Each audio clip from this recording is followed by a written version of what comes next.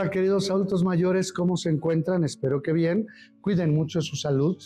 Ya ven que en este tiempo de lluvias podemos correr algún accidente. Se pone el piso muy resbaloso y a veces también el frío, los cambios de temperatura pueden lastimarnos. Así es que cuídense, por favor, abríguense bien. No se les olvide siempre su paraguas para que estén protegidos. Vamos a seguir hablando de estos personajes en la Sagrada Escritura. Y el día de hoy vamos a hablar de un personaje que quizá me parece que en alguna ocasión ya lo mencioné. No sé, no recuerdo si es ya en estas sesiones grabadas o solamente fue un tema que les mandé a sus coordinadores para que en algún momento lo compartieran. Recuerden ustedes que estos temas los empezamos a compartir desde la pandemia, tratando de llegar a ustedes porque estaban encerraditos. Y desde ahí pues ya los hemos venido compartiendo. Al principio fue muy rústico, es decir, con el celular de su servidor que les mandaba ahí el video para todos los grupos que apenas también estábamos iniciando. Y ya después, ahora con la ayuda del equipo de comunicación a quienes agradecemos, les hemos dado una presentación mejor a estas exposiciones, a este momento de reflexión. ¿Qué les digo? Más que exposición, es un momento de reflexión con ustedes. Si ustedes se dan cuenta, lo hacemos de una manera muy natural para que nos sintamos en familia, tanto ustedes como su servidor, y me dejen entrar ahí a sus hogares. Ojalá que les compartan también a sus compañeros, a sus amigos de la misma edad, que les pidan ahí a sus nietos que les presten el teléfono un ratito y se pongan a ver estos videos en YouTube de la Arquidiócesis de Tlalnepantla. Ahí van a encontrar ustedes estas reflexiones. Ojalá que les agraden y sobre todo no solamente que les agraden, sino que les ayuden. Hay algunas que no les van a agradar, yo lo sé. ¿Por qué? Porque de repente pues les pido hacer cosas que no quieren hacer. Sin embargo, aun cuando no les agraden, que les ayuden. Pónganlas en práctica. Les aseguro que si las ponen en práctica, les van a ayudar mucho en su vida ordinaria, en su vida que estamos viviendo ya en esta tercera edad. Así es que vamos a entrar ya en tema de este anciano del que vamos a hablar el día de hoy. Vamos a hablar de Eleazar. Eleazar, ustedes lo pueden encontrar su historia en el segundo libro de Macabeos, en el capítulo 6, versículo 18 y siguientes. Ahí ustedes pueden encontrar esta historia de Eleazar. ¿Por qué? Porque no la voy a mencionar, nada más los puntos esenciales de lo que hace Eleazar.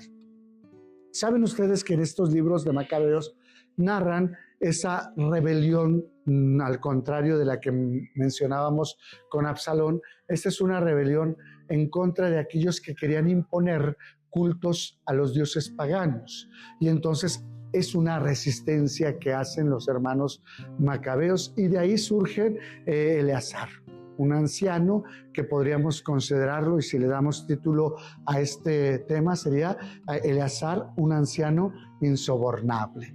Es decir, un anciano recto, pero de aquellos que se mantienen rectos. De los árboles que mueren de pie, diría por ahí aquella famosa obra. La figura del anciano Eleazar se sitúa en un contexto de persecución y de graves dificultades para los judíos fieles a la fe. Aclaro, no era para todos los judíos, sino aquellos que se mantenían fieles a la fe. La persecución era para todos, sin embargo, el judío que no quería tener problemas, pues apostataba de su Dios. Y entonces podría decir que adoraba a sus ídolos. En tiempos del dominio de los sirios, Jasón, usurpador del sumo sacerdocio, mediante soborno, llega a instalar un gimnasio al pie de la ciudadela de Jerusalén y obliga a los jóvenes a adoptar la cultura griega. Recuerden ustedes que estos gimnasios a veces se prestaban también para citas entre mismos hombres y para varias inmoralidades. Y una de ellas también era para el ofrecimiento de sacrificios a sus ídolos. Por lo tanto, se obligaba a los jóvenes a adoptar esta cultura griega. Para muchos era muy cómodo, como es ahora para muchos de nuestros jóvenes.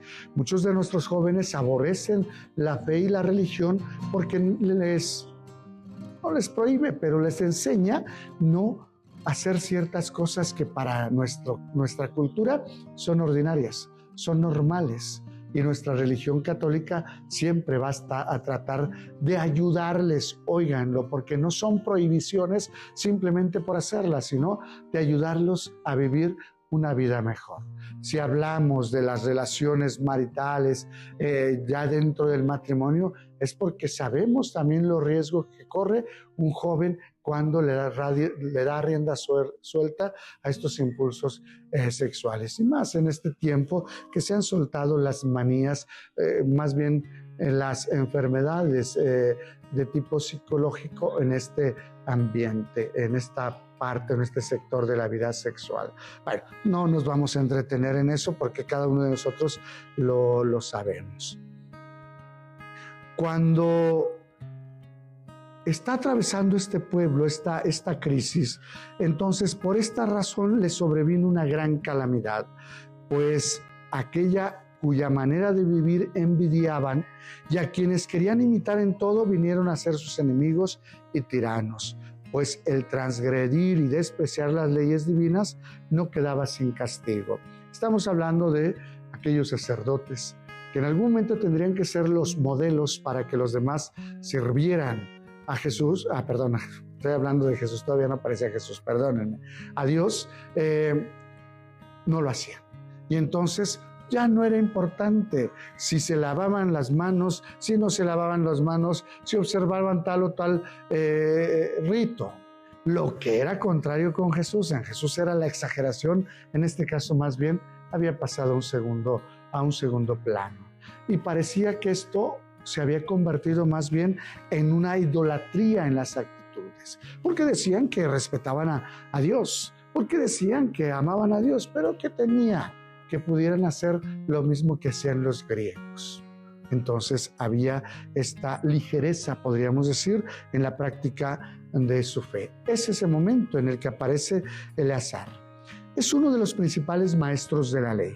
Cuenta con una avanzada edad y con un aspecto venerable, pero ha de pasar a la historia por su fidelidad a la ley de Dios, a la que había dedicado sus días y sus noches. El rey Antíoco Epífanes ha decidido uniformar el país según el modelo de la cultura griega, la lengua, la religión y el comportamiento individual. Es decir, todos hablar en griego, todos tener la misma religión y todos el comportamiento igual.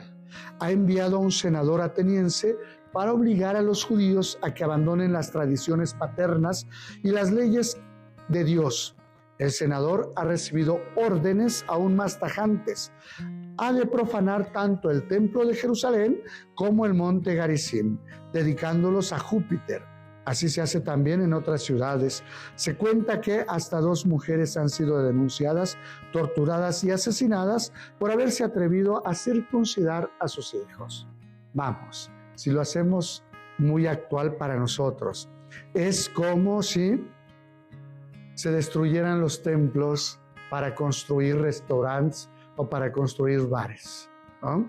Como si se expropiaran los templos para construir museos, a lo mejor, de donde se hacen exhibiciones que no son nada referente a la religión o que observen la ética de la religión. Es decir, expropiar lugares santos para consagrarlos a los paganos. En aquel tiempo era Júpiter, ahora es el sexo, ahora es el alcohol, ahora es las desviaciones incluso de los mismos hombres en la fe. Monumentos al ateísmo, monumentos al paganismo de otra manera, monumentos al egoísmo y a la soberbia del hombre. Se han convertido muchos de nuestros templos. Nosotros aquí en México lo experimentamos. ¿Cuántos de nuestros templos han sido expropiados para convertirse y al fin y al cabo terminan siendo restaurantes o bares o discotecas? Entonces, bueno, ya ni se menciona el discoteca, antros. para que sea más actual ahora en este tiempo. Para nosotros todavía entendemos perfectamente lo que es el término discoteca. Esto es lo que se vivía en ese tiempo de Eleazar. Y nos pone el ejemplo de aquellas mujeres que fueron muertas porque circuncidan a sus hijos. Recuerden ustedes que la circuncisión era la señal corporal en los hombres de la alianza que entablaban con el Señor. Y por eso lo hacían. Entonces, hasta eso se les prohibía y eran muertas por lo que hacían. Todo parece entonces diseñado para privar al pueblo de sus raíces más hondas, hasta en la comida. Eso es lo que le ocurre a Eleazar. El otro día me venían unas personas y me decían: padres, queremos ser padrinos, pero no somos casados. Y yo les decía, esto es que ¿se dan ustedes cuenta lo que estamos enseñando a los que vienen detrás de nosotros? Estamos enseñando la ligereza en nuestra fe. Y entonces el día de mañana nuestros jóvenes verán que, ¿qué importa? Si mis papás lo hicieron, yo también lo puedo hacer. Y somos aquellos ejemplos de los que vienen detrás de nosotros de una ligereza. Esto pareciera que le está pasando a Eleazar. Los pregoneros de la libertad griega quieren obligarlo a comer carne de cerdo, abriéndole a fuerza la boca. Él sabe que esa carne son declaradas impuras por la ley. A la libertad ofrecida por los griegos antepone el recuerdo de la liberación de Egipto que evoca aquella ley. Si Dios me liberó de una esclavitud, ¿por qué tengo que caer en otra? Y vean ustedes que eso ya es tradición en nuestra cultura. Y si nosotros nos callamos, los adultos mayores, o les damos ese ejemplo de el libertinaje hasta en nuestra fe, los que vienen atrás, para ellos mucho mejor. Cuando la abuela, el abuelo, deje de hablar de que nos casemos por la iglesia, cuando el abuelo o la abuela deje de hablar de que no digamos tanta grosería en frente de nuestros hijos, cuando la abuela o el abuelo dejen de hablar del pudor de mostrar los cuerpos al desnudo, entonces ya estamos perdidos. Ustedes tienen que ser aquellos que den testimonio. Dice que a Eleazar le querían abrir la boca para que comiera la carne inmolada a los ídolos, la carne de los cerdos, que era prohibida por la ley, y él se resistía en todo momento. Al rechazar estas carnes, Eleazar sabe que se expone a la muerte. Ni por un momento pretende tranquilizar su conciencia con la excusa de haber sido obligado por la fuerza a transgredir la ley. Es decir, muchos de nosotros decimos eso, ¿no? Es que me obligaron, es que tuve que hacerlo por esto. A veces hasta nosotros ni nos obligan por amenazas de muerte, sino simplemente por no quedar mal ante los demás. Y lo haces. Mire, les voy a decir una cosa y es reclamo también, ¿eh? En las quinceañeras, en las bodas, en los bautismos, les digo, ¿quién va a comulgar? Y ya levantan ahí unos cuantos tímidos. Yo veo personas aquí en mi comunidad que comulgan cada 8 días, pero ese día no lo hacen. ¿Por qué? Para no quedar mal con todo el grupo. Si el grupo no lo hace, yo tampoco lo hago. Esto es apostatar. Esto es negar también a Dios en frente de los demás, simplemente por comodidad o por que no me vayan a ver feo de tal o cual manera las personas, ¿sí? Entonces, su rebeldía de Eleazar a la imposición de las leyes civiles es uno de los más antiguos gritos para defender la majestad e inviolabilidad de la conciencia moral del ser humano. Es una de las cosas que Eleazar nos enseña y que nosotros ahora debemos de sostener. Y que miren, ya de repente vemos a los pobres médicos católicos sufrir. ¿Por qué? Porque lo tienen que hacer. Esta enseñanza de Eleazar es muy fuerte al grado de decirnos, aun cuando lo quisieran obligar, no lo realizaban. No me corresponde a mí ser eso porque no es lo que yo creo. Y eso tendrían que hacer los médicos valientes de nuestra fe católica. No puedo practicarte un aborto porque no es lo mío, no es lo que yo creo. Y yo me niego a eso. Pero la ley te obliga. Hay muchas formas también de hacer que esa ley injusta no se cumpla. Hay muchas formas. Entonces, yo sí les digo, los católicos tenemos que dar testimonio de la fe en todo momento. Ni modo, no me voy a contradecir con lo que dice la Sagrada Escritura. Yo les podría decir, no se preocupen, no lo hagan. No. Si la Sagrada Escritura nos dice que hubo un hombre que sí lo hizo, ¿por qué nosotros no? Y así tendría que ser en todos los aspectos. ¿Cuántos de nosotros sacerdotes sufrimos porque no permitimos ciertas cosas en nuestra fe? Los padrinos sin casar, que comulguen, divorciados y vueltos a casar, etcétera. Son cosas que se van permitiendo poco a poco y que a lo mejor de repente dicen, aquel sacerdote es anticuado. O los matrimonios, o las bendiciones a las parejas del mismo sexo. No podemos hacerlo. Si el derecho nos dice que no debe haber ninguna simulación, no tendríamos que hacer ninguna simulación del matrimonio, del sacramento del matrimonio. Y el matrimonio es hombre y mujer. Tendríamos que alcanzar a descubrir eso. Y eso nos tendremos que mantener firmes porque es lo que nos ha revelado el Señor. Lo más dramático del caso es que la seducción moral no parece ejercida por la fuerza. Con Eleazar se sientan en el banquete sus mejores amigos. Ellos han olvidado los antiguos escrúpulos y aceptado el nuevo orden social que ofrecen los nuevos gobernantes. No han tenido dificultad en modificar sus valores éticos. No les importa comer las carnes prohibidas por la ley de Israel. Pero sí les importa y les molesta que Eleazar se mantenga fiel a las tradiciones de su pueblo. Eso lo vamos a encontrar siempre. Cuando tú manifiestes y vivas tu fe, siempre vas a caer gordo a los demás. Hasta en la asistencia de la misa, déjame decirte. ¿Por qué? Porque hasta para tus hijos es una confrontación. Ya se va a misa. Y cuando tú le dices, vamos a misa, porque el Señor es el que nos da todo lo que tenemos, los hijos se sienten ofendidos y lastimados. Pero no es por otra cosa, sino porque quien se mantiene fiel a Dios siempre va a salir raspado. ¿Por qué? Porque quisieran más bien que dijéramos, bueno, yo me voy a misa, tú haz lo que quieras, no pasa nada. Al fin y al cabo, no tiene nada que ver con Dios. No, si nosotros tenemos que decirle lo que tiene que ver con Dios, hay que decírselo. Los amigos de Eleazar entonces son teóricos del pragmatismo. Él está enamorado de la verdad y ellos le sugieren que simule aceptar las normas del progreso griego. Él replica que es indigno de su edad simular y fingir. Ellos lo invitan a aceptar la orden del rey para escapar de su castigo. Él afirma que nunca podrá engañarse a sí mismo. Fíjense, me detengo en cada una de estas cosas.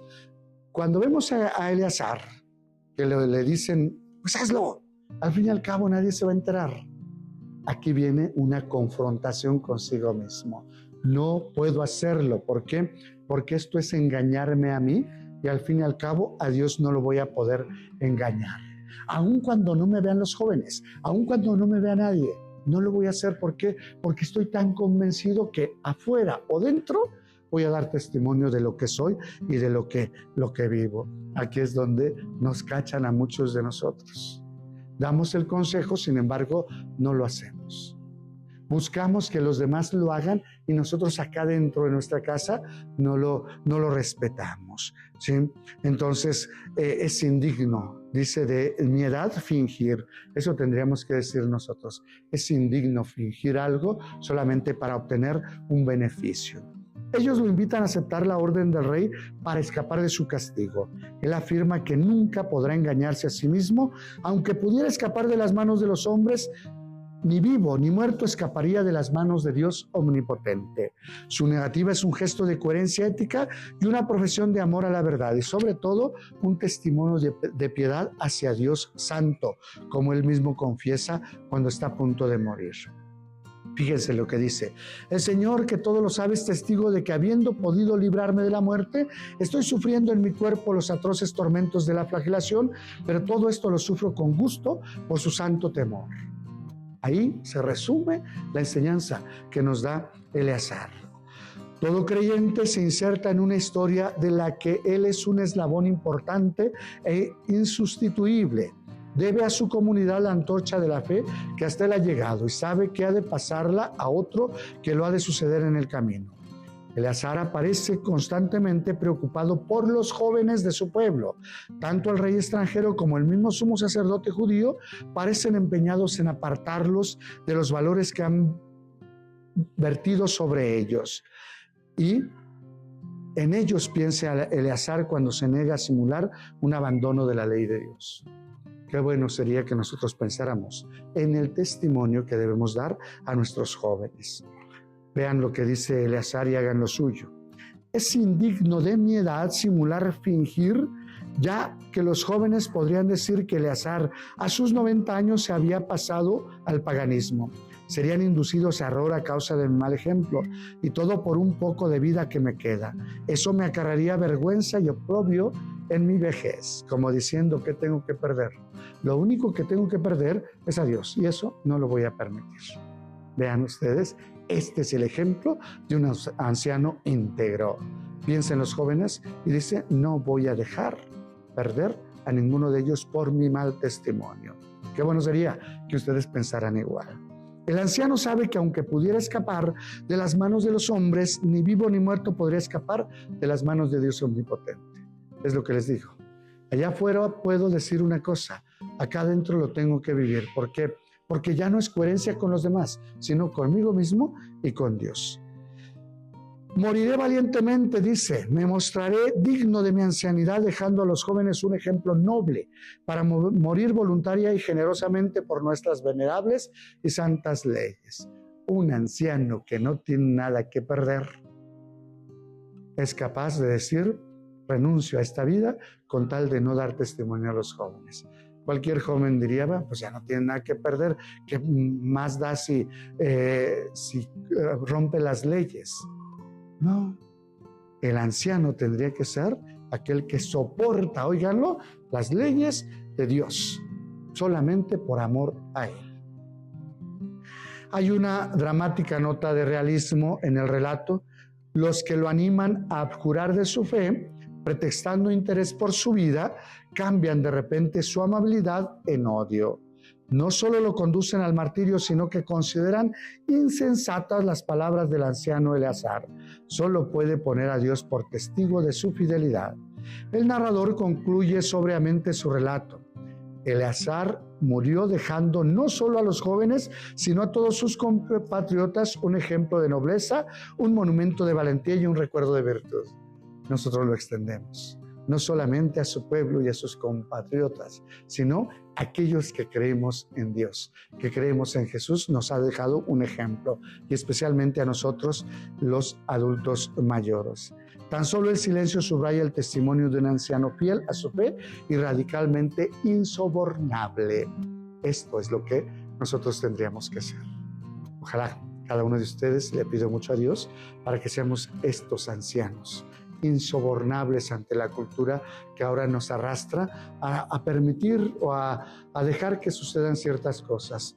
No podemos permitirlo.